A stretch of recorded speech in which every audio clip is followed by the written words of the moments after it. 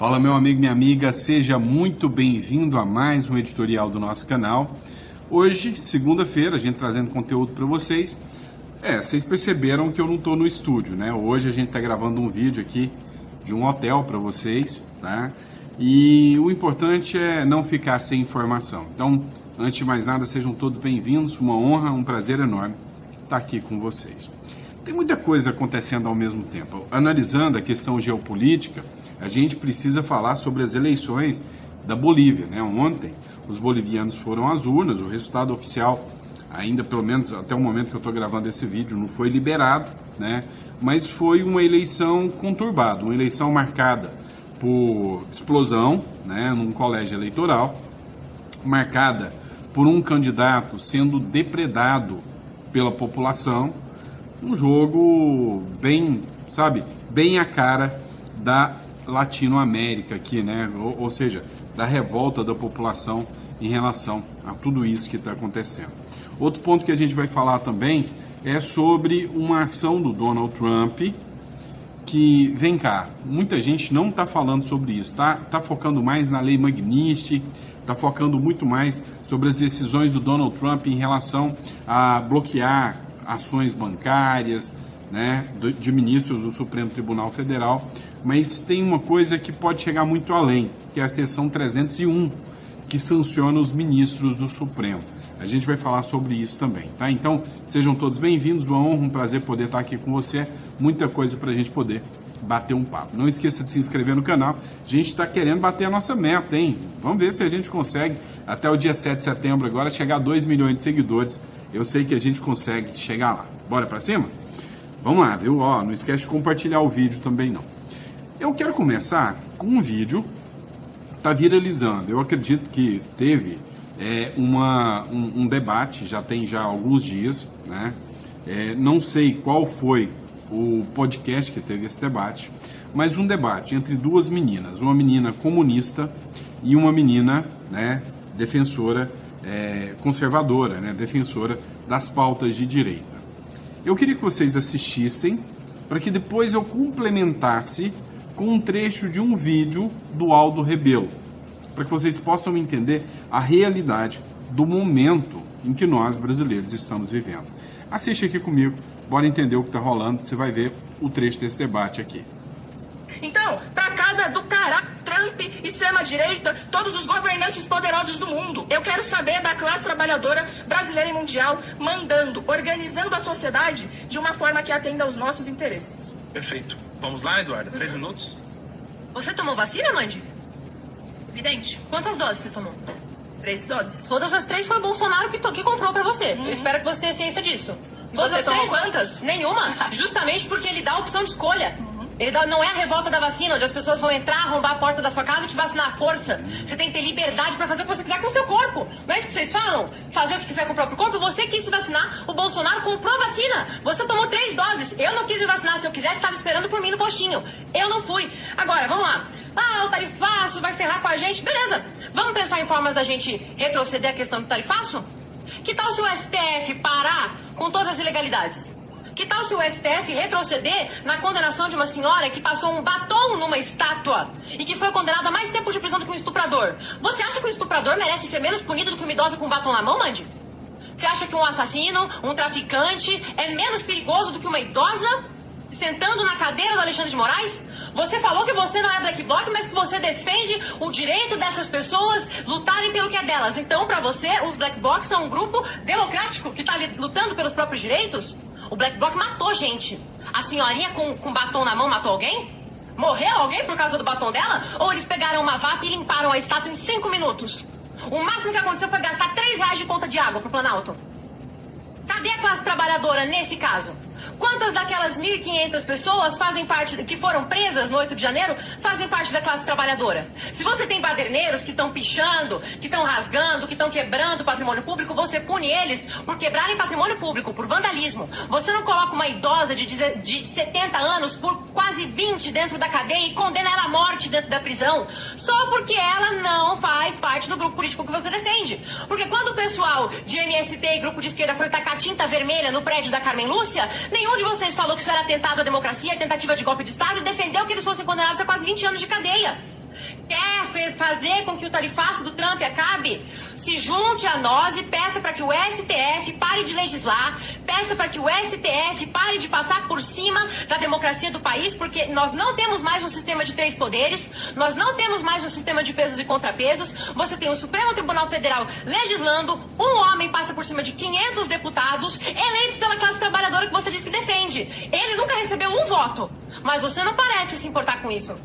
Você não parece se importar com todas as milhões de pessoas que votaram nos deputados que estão sendo calados e impossibilitados de agir por causa de um único homem que nunca recebeu um voto na vida. Pois é, acho que só esse vídeo aqui, né, já merecia o seu like aí. Cara, quando a gente vê uma moça como essa aqui, né, falando dessa forma, com uma defesa dessa, dá pra gente acreditar que ainda tem jeito, que a nossa juventude ainda tem jeito. Agora, a grande questão é que esse pessoal parece tapar o sol com peneira. Eles não estão nem um pouco interessados em saber de fatos, de argumentos. O exemplo que ela utilizou de gente indo lá e jogando tinta na porta da casa da Carmen Lúcia e ninguém preso. E uma menina com batom, a Débora do batom, pegar 14 anos de cadeia, foi estridente. Não precisava de um argumento melhor do que esse. Ninguém da esquerda foi preso e ninguém fala em atentado à democracia. Agora, por que eu quis colocar o vídeo dessa menina aqui?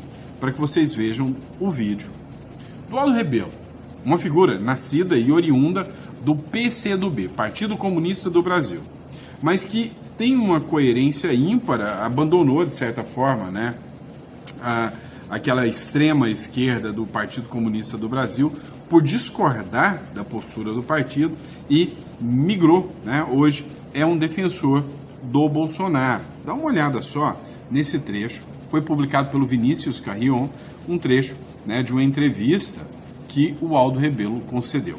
Acompanha aqui comigo. O ex-presidente Bolsonaro e seus aliados serão julgados numa turma do Supremo Tribunal Federal integrada por 5 ministros. Bom, o presidente da turma é Cristiano Zanin, que era advogado do Lula. O outro integrante é Flávio Dino, que foi ministro da Justiça do Lula. O relator é o ministro Alexandre de Moraes, que é um desafeto pessoal até do principal réu da história. O quarto integrante é a ministra Carmen Lúcia, nomeada por Lula para o Supremo Tribunal Federal, para além do ministro Luiz Fux. Não precisa nem ter, né, ministro? Qual é a sua expectativa em relação a esse resultado? A impressão que dá é que só falta a dosimetria, né? Cláudio, é evidente, né, que é um jogo cujo resultado está definido porque as regras estão definidas para obter esse resultado.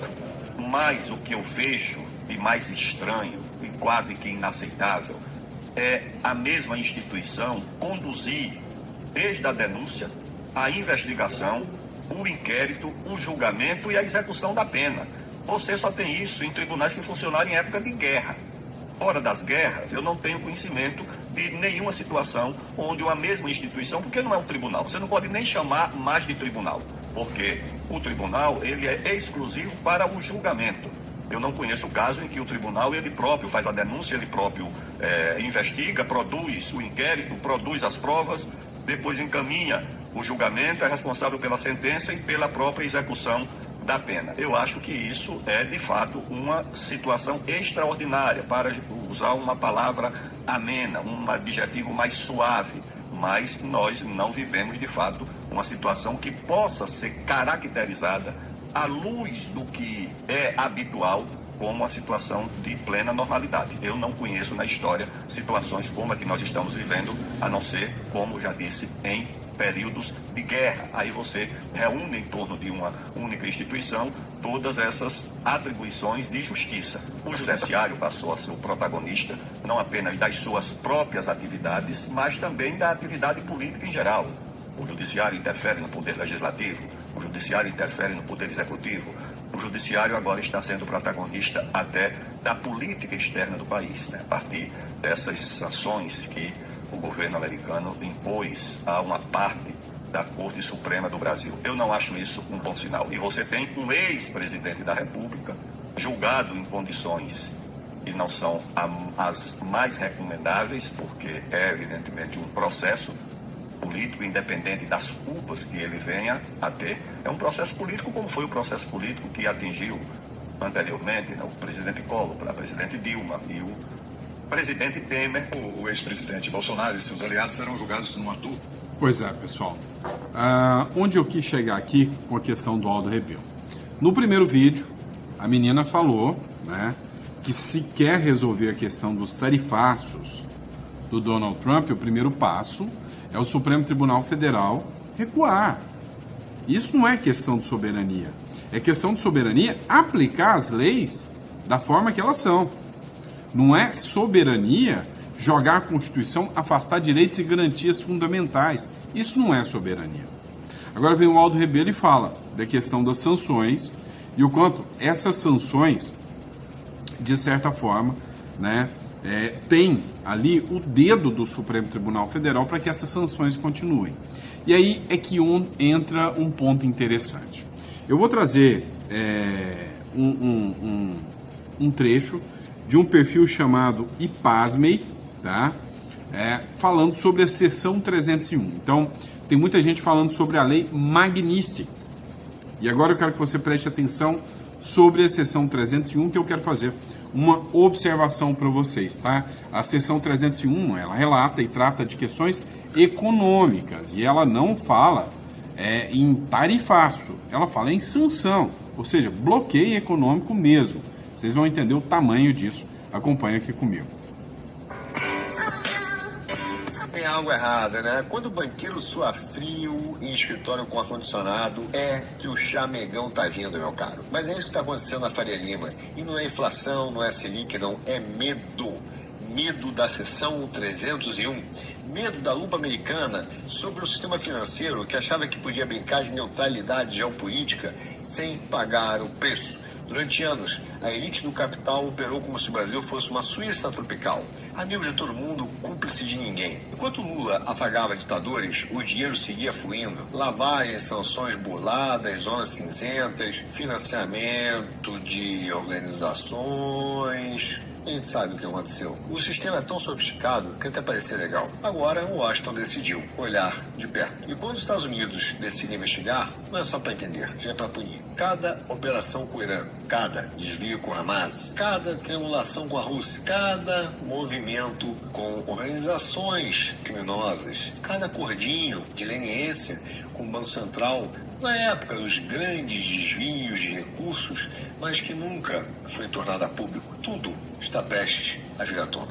E os banqueiros sabem, o que está em risco não é a reputação, é a própria sobrevivência do sistema. A elite que gritou por soberania quando convinha, reza para que a justiça americana não cancele a sua pontinha lá fora, né? A mesma elite que fechou os olhos para o autoritarismo interno, agora finge surpresa com a reação externa. Só esqueceram de um detalhe: não dá para vender estabilidade enquanto você mesmo destrói as instituições.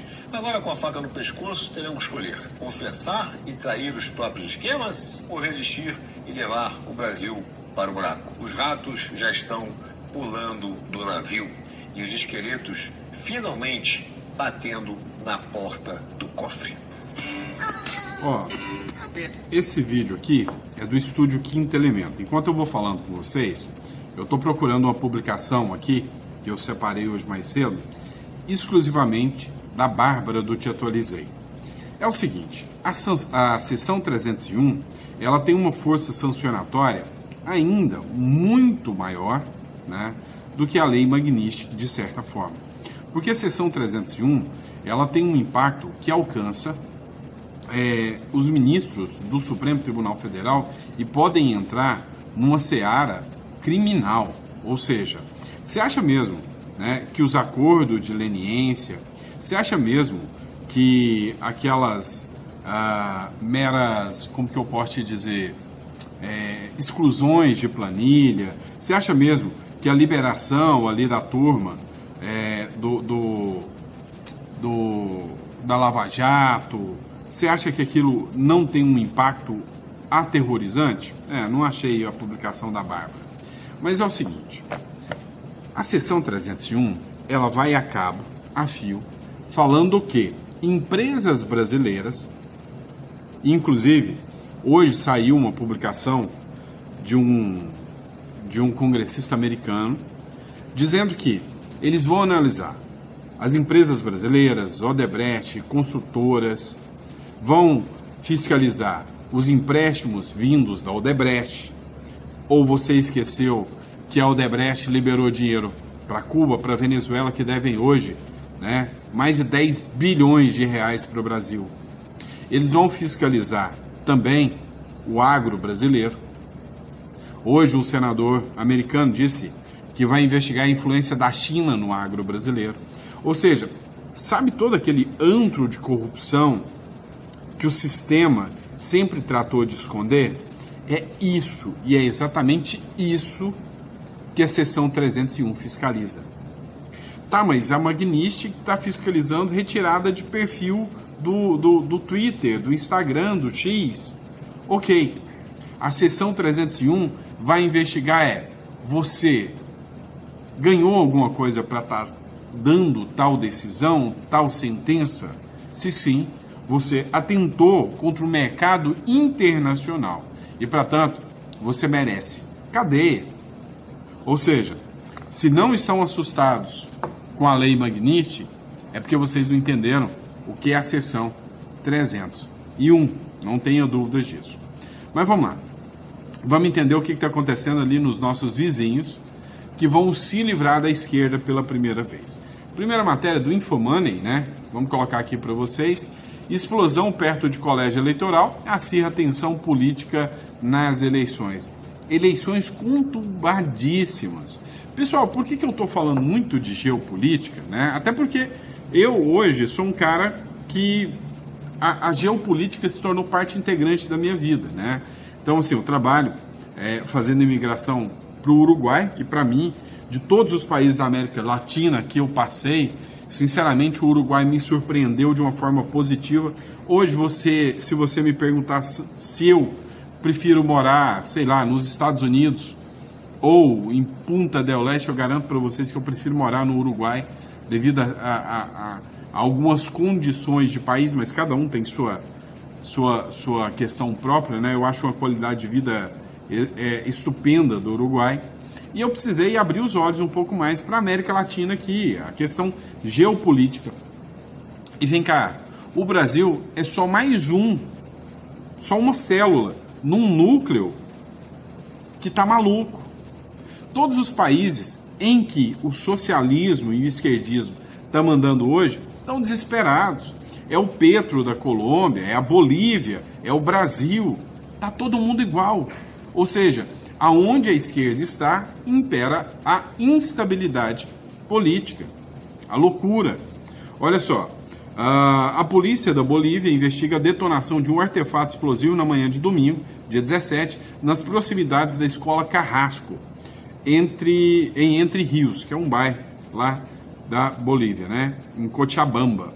Local de votação de Andrônico Rodrigues, que é o presidente do Senado e candidato a presidente pela Aliança Popular, que é o partido de esquerda lá da Bolívia. Legenda de oposição.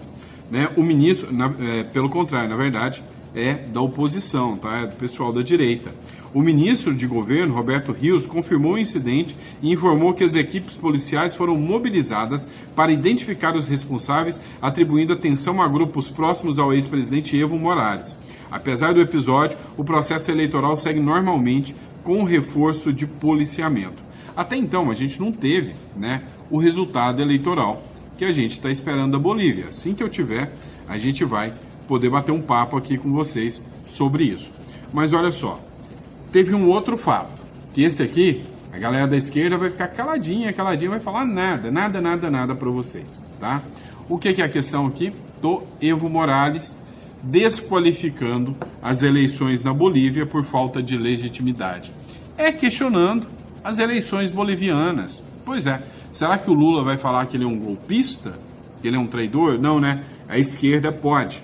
Olha só, segundo a matéria, impedido de disputar as eleições gerais desse domingo e com ordem de prisão em aberto, o ex-presidente boliviano Evo Morales afirmou que o voto nulo prevalecerá, classificando o processo eleitoral como sem qualquer legitimidade. Ao todo, 7,9 milhões de bolivianos estão aptos a votar para eleger um novo presidente e renovar os 166 assentos do Congresso. A disputa ocorre em meio a uma grave crise econômica e conta com 8 candidatos na corrida pelo cargo ocupado por Luiz Arce. E aí teve um ponto bem interessante, né? Depois de deslegitimar a eleição, dizer que a eleição não era legítima, né? Teve um ponto interessante, né? Houve um momento em que um candidato de esquerda apanhou do povo na rua. Eu quero achar aqui o trecho aqui para poder mostrar para vocês aqui, tá? Ó, vamos lá. Aqui, ó, Tuto Quiroga, candidato à direita. Peraí que eu tô separando aqui. Achei, tá? Ó, Bolívia, tá? Também, ainda sobre a Bolívia. Candidato de esquerda é apedrejado durante as eleições. E aí você vai pensar, é o povo que está revoltado contra ele. Não. Ele foi apedrejado pelos eleitores da esquerda. A turminha do amor, tá? Ó, uma multidão apedrejou e vaiou neste domingo o candidato à presidência Andrônico Rodrigues, após o esquerdista votar no reduto político sindical do ex-presidente Evo Morales, onde é considerado um traidor por se afastar do ex-governante e se candidatar por conta própria nessas eleições gerais. Tá? O que aconteceu nesse caso aqui do Andrônico Rodrigues? O Andrônico Rodrigues é de esquerda, e aí o Evo Morales, ele queria fazer um protesto, né, sem qualquer candidato de esquerda. O Andrôncio, né, ele fez a candidatura e ele vota no mesmo colégio eleitoral de um sindicato apoiador do Evo Morales. A hora que ele foi votar, ele foi apedrejado. Eu tenho um trecho do vídeo aqui para vocês.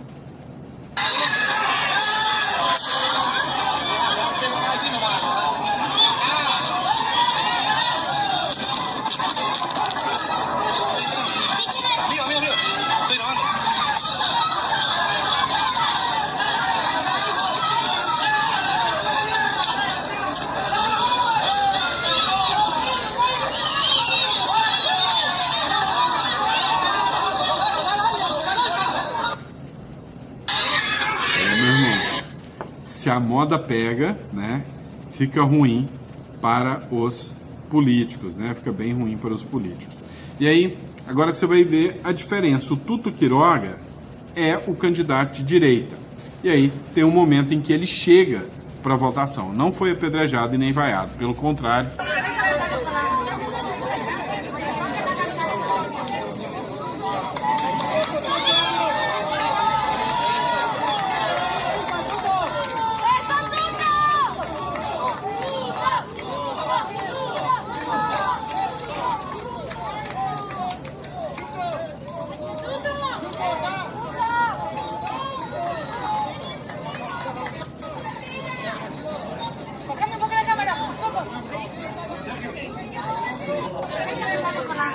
Então, vocês conseguem perceber aqui que ele foi ovacionado ao chegar para votar lá na Bolívia. Teve uma matéria do Diário 360 que o Tuto Quiroga proclama uma nova era na Bolívia para uma inspiração da Venezuela, Cuba e a Nicarágua, ou seja, para que esses regimes ditatoriais mudem.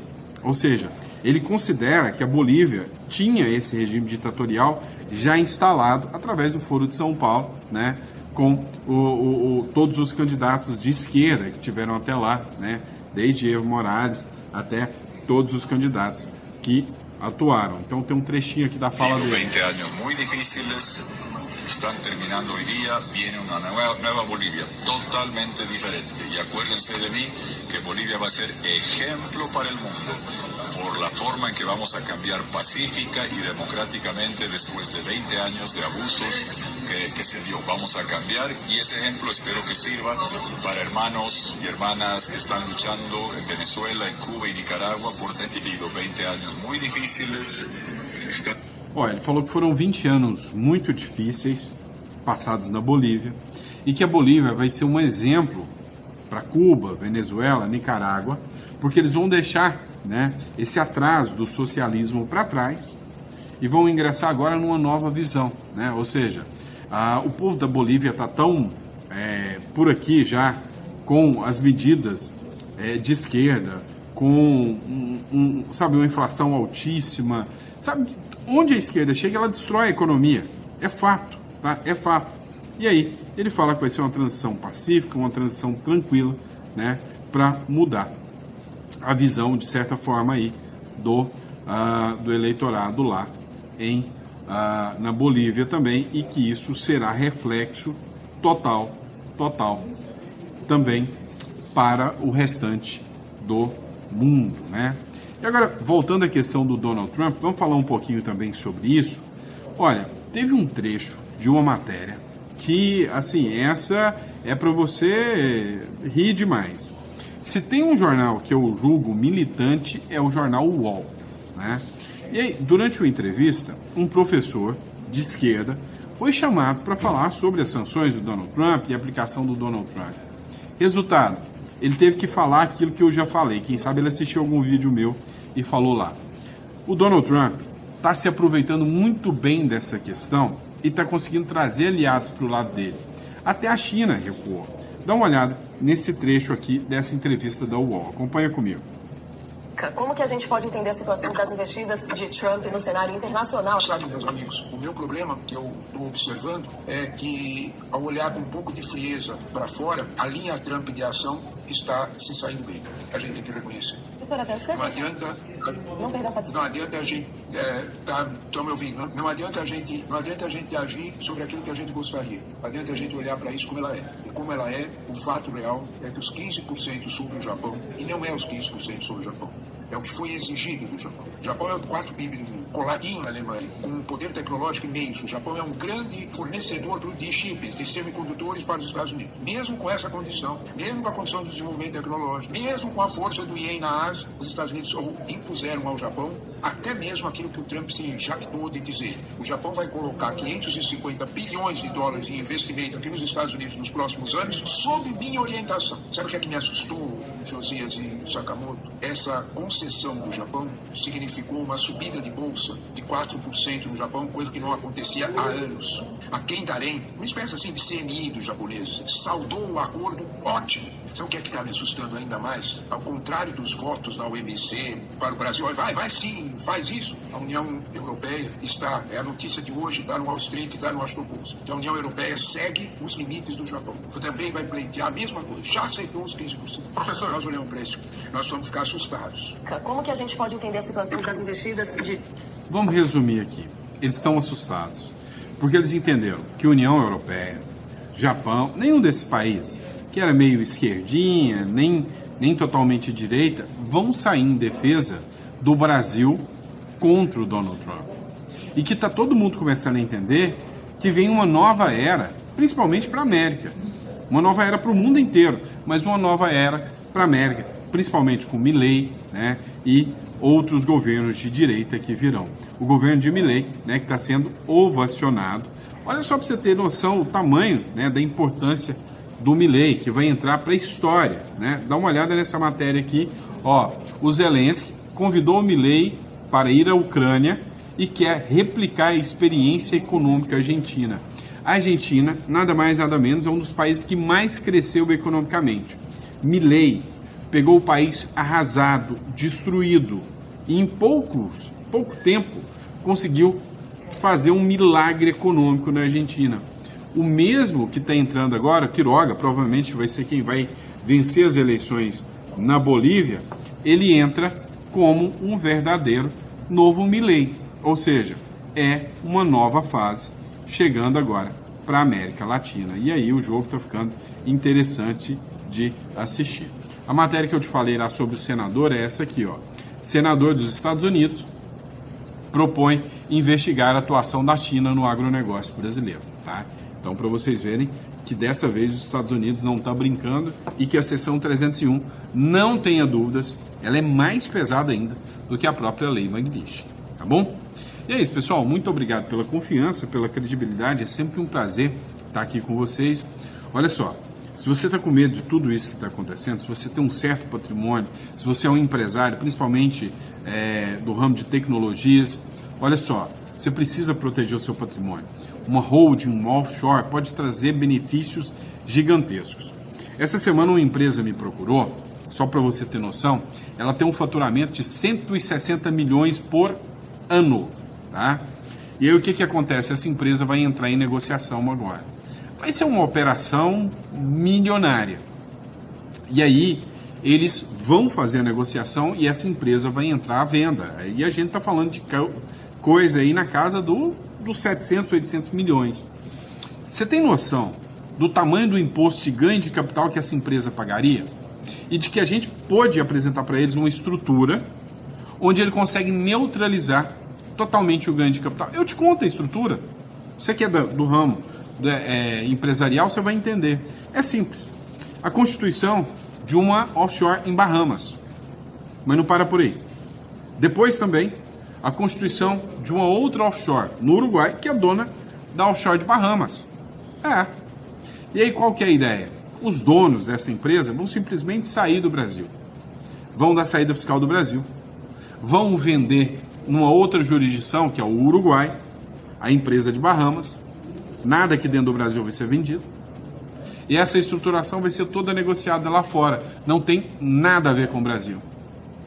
Vocês têm noção de que eu estou falando de uma economia aí de no mínimo 150 milhões de reais?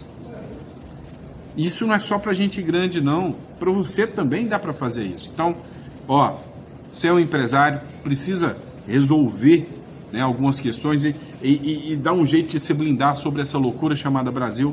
Está na descrição aqui.